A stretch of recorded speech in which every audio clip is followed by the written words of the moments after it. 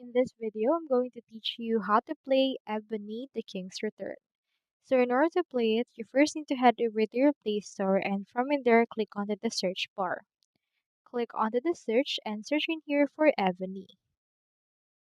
So you should be able to find Ebony the King's Return right here. So make sure to install it and from in there, click on play in order to open the game.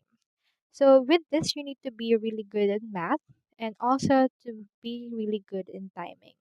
This will open the application and download the configure files, but once it's done, you can proceed to start with the game.